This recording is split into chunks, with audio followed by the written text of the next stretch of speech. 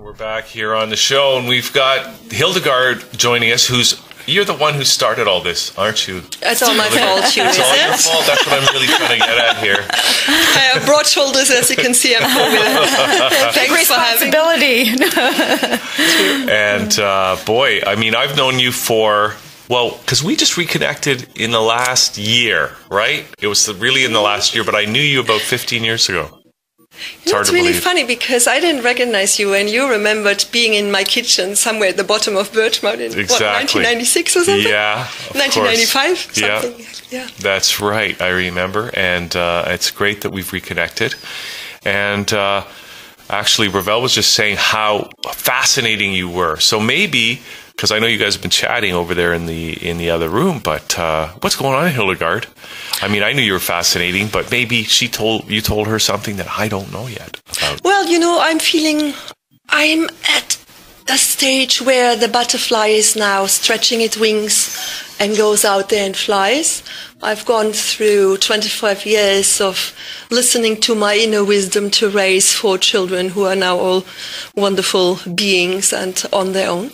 And now is the time to share my philosophies and theories, which 30 years ago thought, oh my God, it's just me being not sensible, to put it mildly.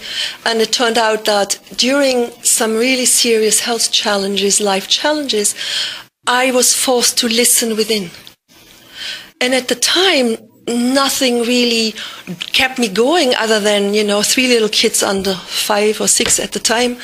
And I was fresh out of answers, and so were the medical experts. And logically speaking, there was no moving forward.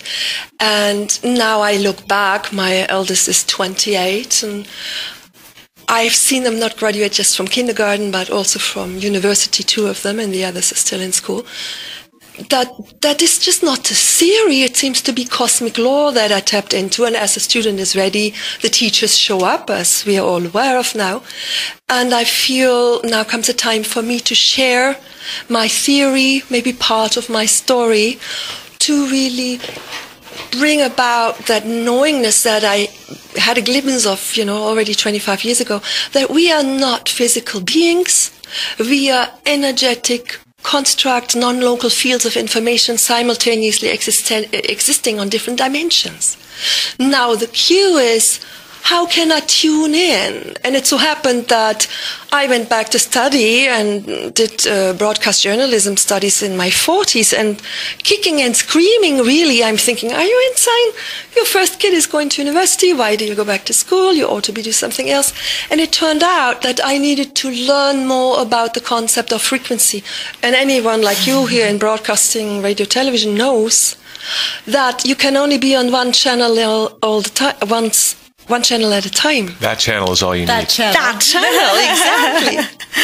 So, what I learned for myself and what really higher awareness is to bring to the world in due time, once the books are written and I have more information on the air in whatever shape or form it may take, it's for people to learn to gauge, like I see the human physicality as a tuner. It's almost like a transmitter receiver, and the sensitivities we sometimes condemn because we feel hurt by people, allow ourselves to become that sensitive again, learn how to tune into whatever aspect of my being I choose to tune into.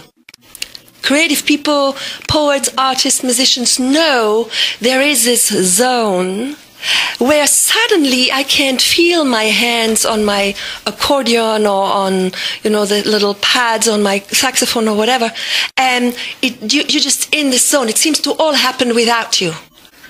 Or now we are in the Olympics. I know as a downhill skier, oh my God, there's a black run. And I had this moment of fear. And then I'm so taken away by the beauty of the mountain that I forget that my legs have to do something and this pole has to go here and whatever. And I'm going down this hill apparently at lightning speeds. In the zone. Totally effortless.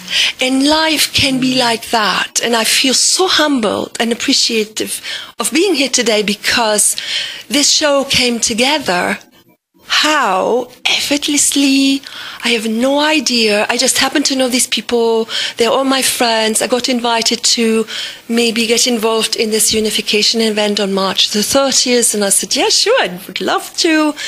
And then I'm thinking, hey, I have a friend who could maybe be out there as well. And maybe you guys want to be creating a digital something for yourself. And so here we are. Yes, here we are. Thank you. So unification, because I asked you to tell me, in one word, what are we talking about unification? And Iklak and Imran just, told us a little bit about what's happening on the 30th. But what else do we need to know, Hildegard, about this? Because, you look around the world and, yeah, maybe we need unification. But, there's people that are... There's some people that think we're headed towards an apocalyptic cliff of some kind. The environment is in danger. Some people say, Jesus is going to come back. Maybe that's the Messiah that these guys are talking about. I don't know. What can you tell us about this? Well, first of all, I want you to know that I don't know. I have no answers for anybody but myself, and God knows, and I need help with that on occasion.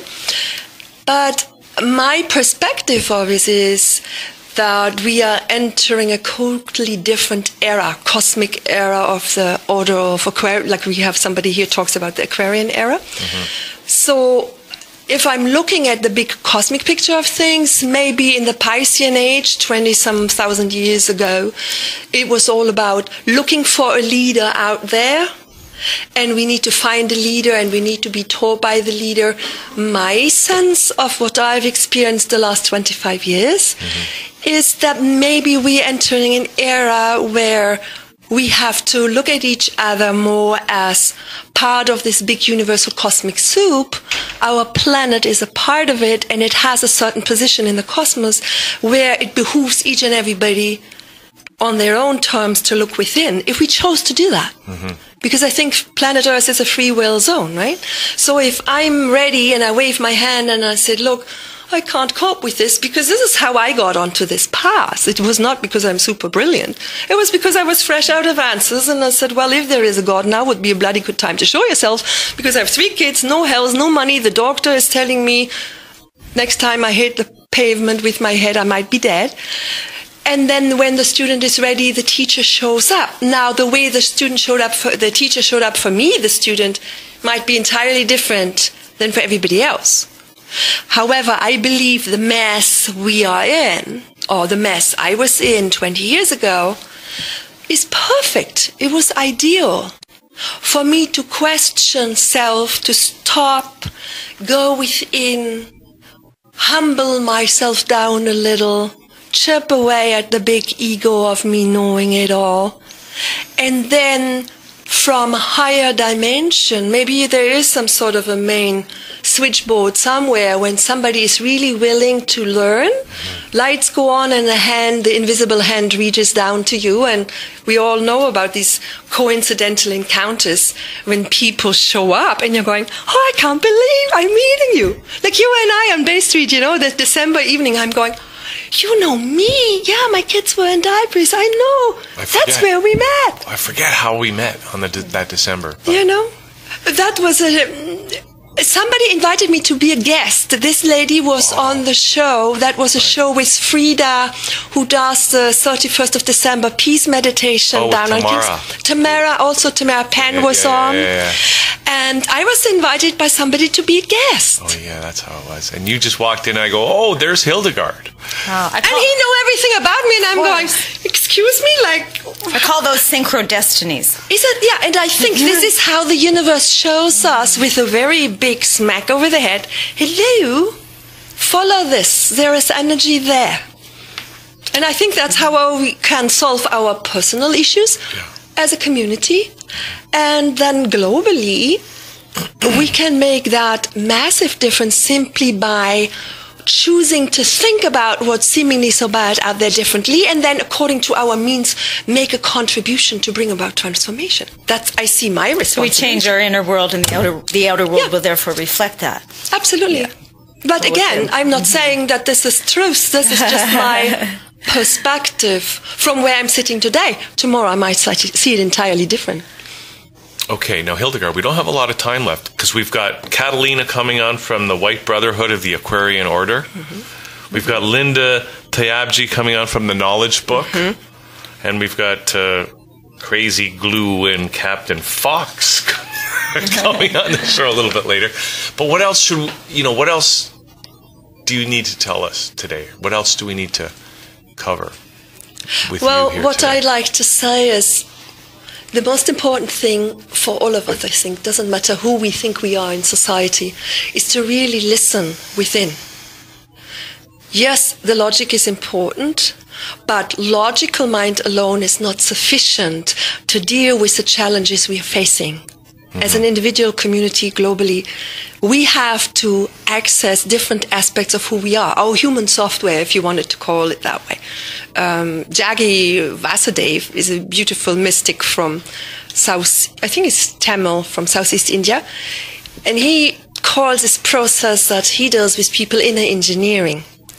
Well, that's maybe what's needed. We have to become aware what makes us tick, mm-hmm. and go beyond what we have experienced, because I believe the logical mind is stuck in the already experience. So if I have a problem and I have no immediate solution to it, then I have to go beyond that and I use a different tool. Mm-hmm. I oftentimes bring the analogy of a car with this stick shift. So you need to have a clutch. The clutch in itself is a useless tool lying on the road. But when it's applied, it really propels you forward in an incredible way. And I think each human being has that ability to discover how to access that inner light, that inner software. And when we gain confidence working with this, magic happens. Like, I totally believe my life has been nothing short of magical. And when I'm interacting with people and I talk to clients and I say, I can't believe my life is so different from what it was a year ago. I wasn't even looking after my physical health. I was upset in this job. Now everything has changed. And I said, well, what do you attribute that to? I said, to slowing down, spend time with myself, know that shutting down the mind or calming the mind is a good thing. But that's only the beginning. That's when we access our superconsciousness, if we so choose to. Mm-hmm. And so understanding universal law, really actively going out and learning. And this is what brings me to the Knowledge Book. I just thought I died and gone to heaven when I came across this purple book. And I was invited by Linda to attend a get-together. And then I purchased the book and I read it. And I'm on page 700. I've never, ever read a book that fast. And I'm a good reader. But there is something in this, like, there's literally the energy to the book must be different. Like we talked earlier about, you just put your hand on it and you know what you know. With this, I can't even talk to you about what I read, but as I'm reading it, it's going, yes, this is so right on. I wish I had that 20 years ago. But I can guarantee you my consciousness wasn't there to understand any of it had I had it, Yeah. So it's really awesome. Thank you so much for having me. I really appreciate having the chance to be with you here today. Great. So we're going to have a conversation with Linda a little bit later about the Knowledge Book. And we're going to come back in a minute with Catalina, who's wearing a purple sweater. So purple must be the color today, which is also our color here at that channel. But it's my color. Yay. Is it really? Purple, yeah. May I just briefly say something to Catalina? Because this is one of those coincidences as well. Yeah. I was given a talk at a bookstore downtown in Young and Spadina. Not sure whether I'm allowed to say the name. Doesn't matter. And I had a couple of people sitting in the audience and saying, you must meet my guru. My God, it's so what my guru is saying. And then this person took me to a home and I met Paula Kuna, her guru. And Catalina is the wife of this gentleman who unfortunately couldn't be here, had other commitments. And when I met Paul and I just sat next to him, I couldn't say anything. I just broke out into tears. And he said, that's okay. It's okay. Because it felt that thousands of years ago, I must have been with this person before. I had this instant recognition, but he speaks Spanish, my Spanish sucks. Communication through the mouse was impossible that quickly. And he said, don't worry, it's okay, you can cry for as long as you wish, and we'll talk after. And so Catalina will talk to us about this mystical organization, the Great Brotherhood, White Brotherhood of the Order of Aquarius. Okay, so that's coming up next. Okay, Hildegard. Now, do you have a website or something where people can get in touch? Yes, it's actually Higher Awareness, yeah. HireAwareness.com. And what do you do there? What do I do there? There is supposedly going to be information about my writing, my poetry, where I'm going to be speaking. It's still in the process of being generated as we speak. And most importantly, I want to connect also resources that were beneficial for me, that people then can use if they're so called to do. Because I think it's important to provide alternatives to people, and then I trust everybody is drawn to their teachers in due time, and I'm not privileged to know the timing, nor will I judge anybody's process for that matter. But I want to put everything that's helped me out there for people to access, and hopefully it helps them also. Okay, great. All right, thanks for doing this. And I want to have you back more often. Sounds cool. Thank you. I'll be glad to come back. Okay, so we're